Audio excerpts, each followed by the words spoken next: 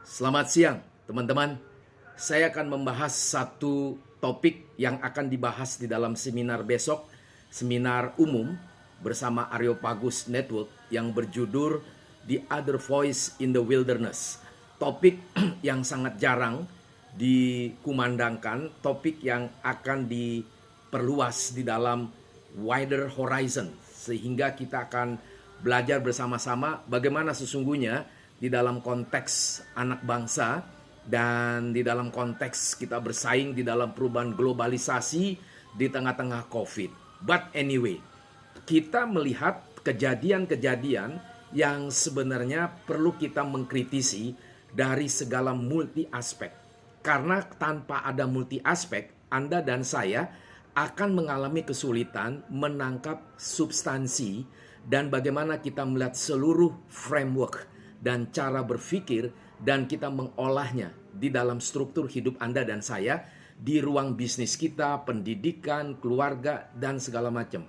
Nah, ada 4 hal yang akan saya bagikan di dalam Facebook Live saya di sini mengenai The Other Voice. Karena hari Sabtu saya bersama Bapak Rudi Kamri, dia seorang direktur dari kanal Anak Bangsa TV, dan juga Bapak Petrus Balapati Ona, seorang lawyer, dan juga Insinyur Rapindo Hutagalung, dia seorang pengamat sosial, dan juga seorang planters, pengusaha dari kelapa sawit yang tinggal di hutan, di perkebunan yang ada di Riau. Nah, 2 orang terakhir itu akan menjadi critical review. Jadi Sabtu 3 Juli jam 13.30 sampai dengan jam 16.30. Ini free, Anda boleh hadir, tapi Anda daftar di 0812 9818 3222. Nah, yang pertama, ada seorang yang bernama Frederick Schiller. Itu seorang yang berbicara mengenai the voice of majority is no proof of justice. Jadi dia ingin mengatakan secara sederhananya, suara-suara yang berkembang sedemikian rupa dan suara-suara sedemikian hal begitu ajaib dan banyak sekali membangun satu pemikiran-pemikiran yang menerobos tetapi tidak ada substansinya. Dan ini berhasil sukses di ruang publik. Lalu kita bertanya, bagaimana kita bisa memvalidasinya? Nah, validasi itu kita perlu mempelajari seluruh aspek yang berkait dengan apa yang dinyatakan oleh mereka. Maka di sini perlu memahami setiap apa yang dikumandangkan oleh struktur masyarakat. Contoh misalnya di dalam BEM UI, ya kan, Badan Eksekutif Mahasiswa UI dan yang lainnya. Mereka menyuarakan tentang the king of lip service. Kita mencoba mendengarkan itu dengan baik dan kita tidak usah langsung mengatakan bahwa mereka itu salah total. Tetapi kita coba rendah hati, menelitik maksud saya, dan mencoba menelusurinya itu dengan kerangka fikir apa dari para mahasiswa ini mencoba membangun struktur atau rekonstruksi sosial yang dikumandangkan di masyarakat. Nah, sebagai seorang intelektual dan sebagai seorang edukator ataupun sebagai seorang bisnismen ataupun seorang public speaker seperti saya secara umum, ini memberikan satu pembelajaran yang sangat menarik. Tetapi yang sangat menarik ini, masyarakat juga perlu diedukasi. Karena kalau masyarakat tidak diedukasi, teman-teman, akan mengalami satu kebingungan. Maka perlulah ada orang-orang mengatakan suara yang lain. Dalam bahasa Inggrisnya, the other voices. Jadi the other voices, mereka mencoba menelusuri seluruh struktur bangunan yang direkonstruksi sosial, tetapi banyak mengalami kebocoran. Nah, kebocoran-kebocoran yang ada itu bukan berarti mereka salah total, tapi kita mencoba mengedukasi di dalam satu arah yang lain, direction yang lain, dan mencoba membangun hal yang menarik, yang baru. Maka orang yang benar, yang mempunyai motivasi yang benar, sewaktu dia menyatakan counter culture atau counter education atau counter knowledge, counter behavior or whatever, dia akan memberikan satu versus, satu tandingan yang sifatnya bukan debat kusir, tetapi menjernihkan pikiran dan menenteramkan batin dan memberikan kita sama-sama untuk terus bertarung di dalam perubahan sistem yang direkonstruksi sosial melalui aspek politik, melalui aspek hukum, melalui aspek education, even business. Jadi seluruh hidup Anda dan saya di dunia global abad 21 memang mendapat satu problem yang sangat besar yang tidak dapat berhenti. Karena kita diserang oleh undetected virus COVID-19 dan yang baru-baru ini varian Delta sangat ganas. Nah, tapi kita tidak terjebak di dalam struktur hal seperti itu. Tapi marilah kita bangkit, fokus ke depan, dan kita menjalin sesuatu yang baru. Karena kalau kita terjepit di dalam kebijakan makro secara PPKM Jawa Bali dari besok hari sampai tanggal 20 Juli, itu bukan akhir dari segala sesuatu. But itu bagi saya mengusulkan menjadi suatu prototype how to build a new society with fresh insight in our heart and storage brain.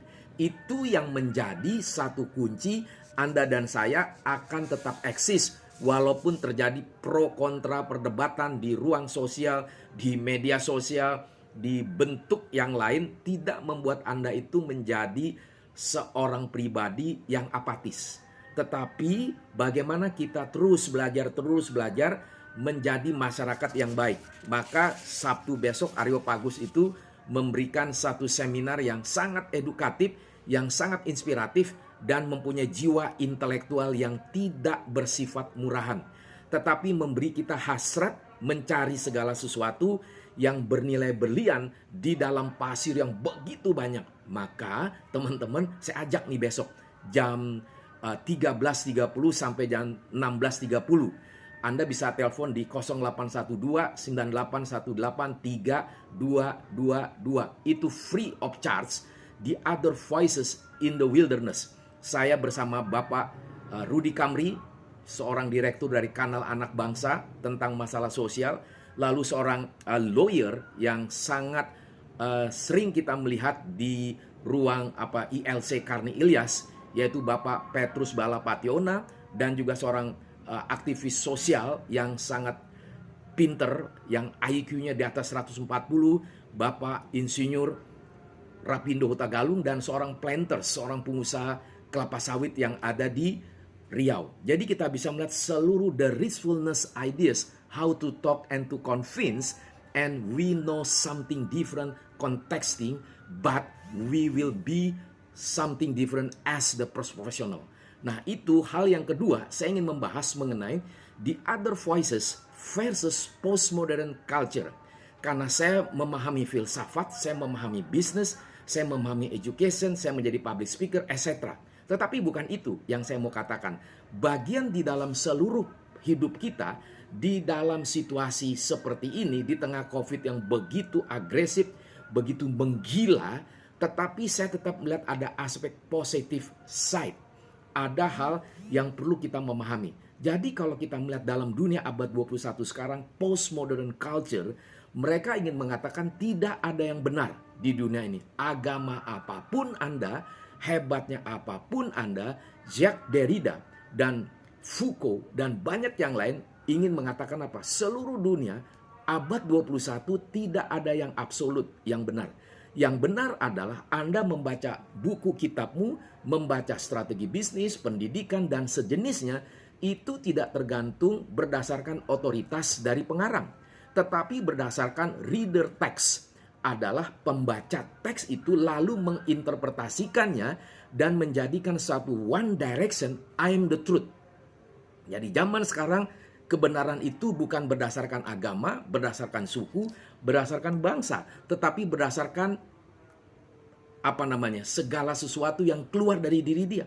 Sehingga itu menjadi satu ekspresi yang hidup, yang bernilai intelektual yang tinggi. Itulah Jacques Derrida di dalam konteks filosofi postmodern. Dia ingin mengatakan apa? All everything should be deconstruct. Jadi segala sesuatu di dalam hidup persaingan di zaman globalisasi, kita harus mendekonstruk. Tidak ada lagi sesuatu yang original.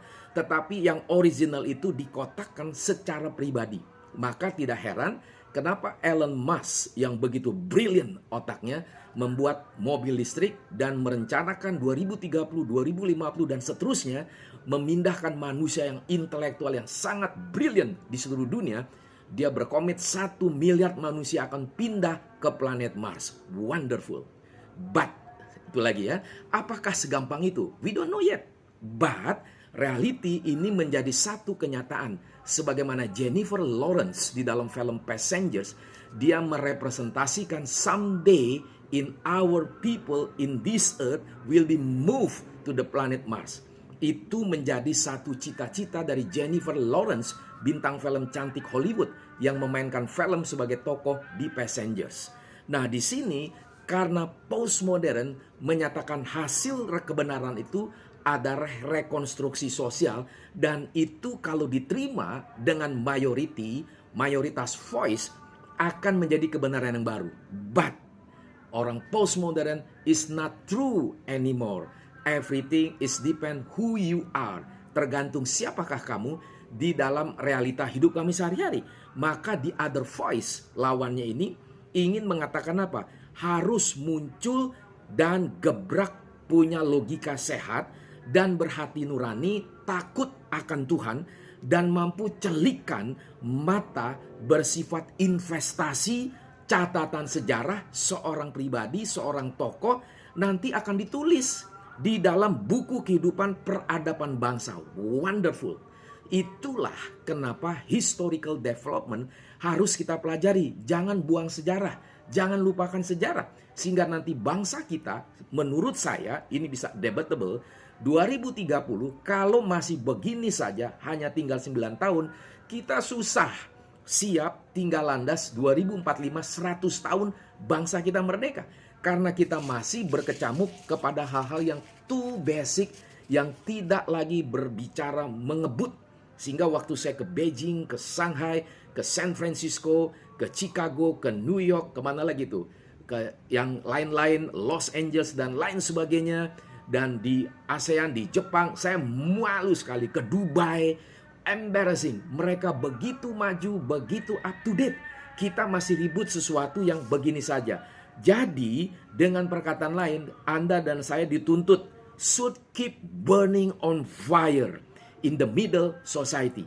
Artinya apa? Kita terus didorong untuk bangkit, garap sesuatu yang benar, masyarakat, dan kita melihat jangan lagi perpecahan mengenai satu bangsa ataupun suku, negara, agama apapun. Karena ingat, saya berkali-kali ngomong di Facebook Live saya. Pada 2030 yang namanya Elon Musk, dia cari anak-anak generasi A dan generasi Z yang sekarang mungkin baru lahir sampai umur 15, itu generasi A.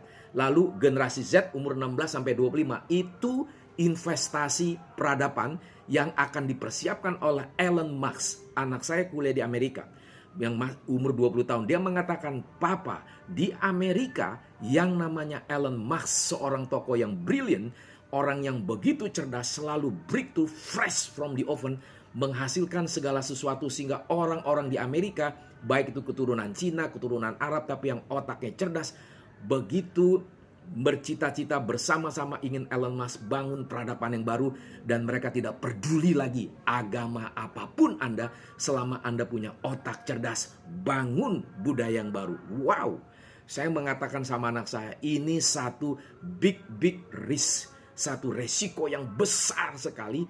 Jangan sampai nanti kita yang sudah menikah, yang punya anak, nanti punya cucu, agama tidak ada lagi, peradaban takut akan Tuhan, hidup yang benar tidak lagi berlandaskan dari kitab-kitab suci dari masing-masing agama, tapi berdasarkan intelektual yang makin liar.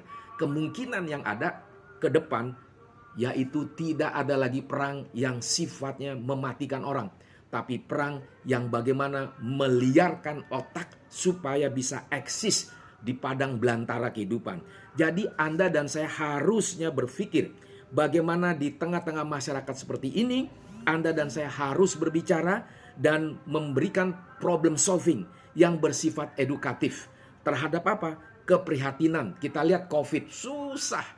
Sampai kita lihat di Amerika sekalipun, di Cina, di India, di negara maju Eropa. There is no single final conclusion that all COVID-19 will be finished in our world. No, until now.